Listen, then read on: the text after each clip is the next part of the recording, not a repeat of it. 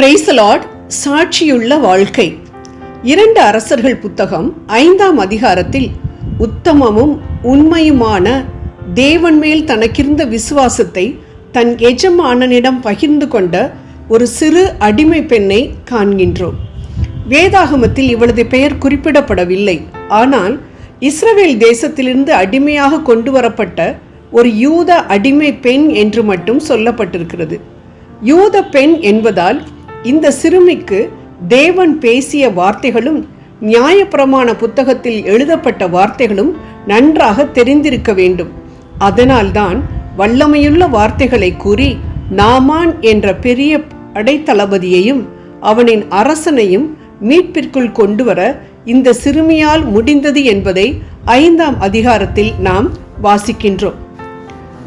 5ஆம் அதிகாரம் 3வது வசனத்தில், அவள் நாமானின் தலைவிக்கு பணிவிடை புரிந்து வந்தாள்.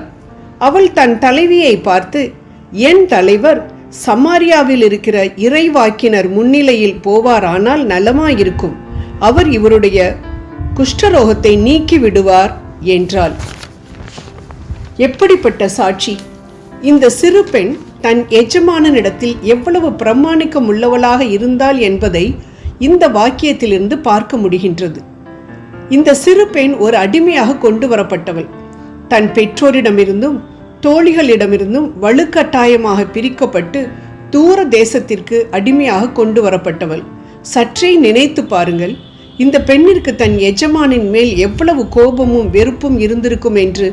ஆனால் எதிர்மாறாக தன் எஜமானனின் மேல் உண்மையாக இருந்து எஜமானனின் தொழு நோய்க்காக பரிதவிக்கக்கூடிய பெண்ணாக இச்சிறு பெண்ணை நாம் பார்க்கின்றோம்.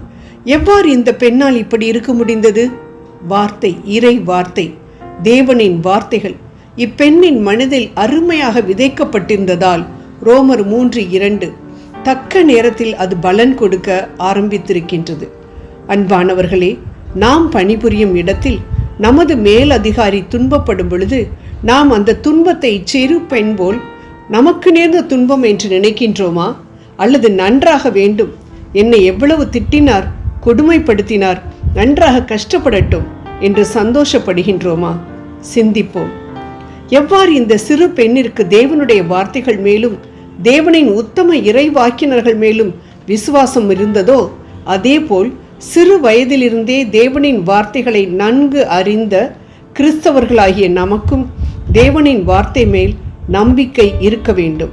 தேவனின் வார்த்தை ஒரு நாளும் பொய்க்காது. மத்தேயு 5:18 என்பதை நினைவில் கொண்டு அவ்வார்த்தைகளை சொல்லி நாமும் வெற்றி பெற்று நம்மை சார்ந்தவர்களையும் வெற்றி பாதையில் நடத்தி செல்ல வேண்டும்.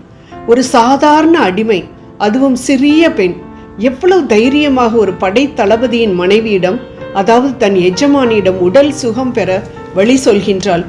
ஒருவேளை சுகம் கிடைக்காவிட்டால் தன் உயிர் போய்விடுமே என்று கூட அவள் நினைக்கவில்லை, பயப்படவில்லை. ஏனென்றால் அவளுக்கு நன்றாகவே தெரிந்திருந்தது நிச்சயம் குணம் கிடைக்கும் என்று. எப்பேற்பட்ட விசுவாசம்!